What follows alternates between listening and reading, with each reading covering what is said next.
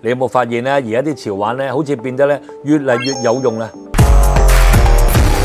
以前我哋買嘅泡泡瑪特係為咗拆盲盒搞收藏，但係而家佢哋竟然賣起咖啡機啊、小雪櫃啊，唔通潮玩嘅終點就係咁樣變成雜貨鋪？其實呢啲係潮玩品牌嘅求生欲。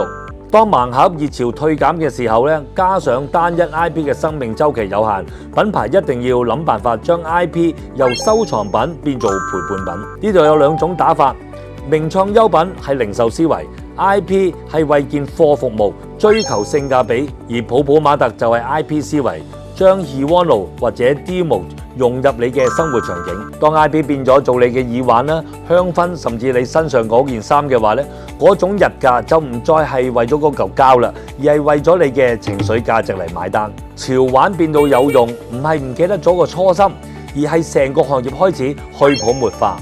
品牌正在嘗試由賣驚喜行去賣關係，由一剎那嘅衝動變做長遠嘅陪伴。如果可以揀，你最想邊個嘅 IP 變做你屋企件實用品呢？留言話我知，我係 Yes Sir， 下次見。好片記得俾朋友。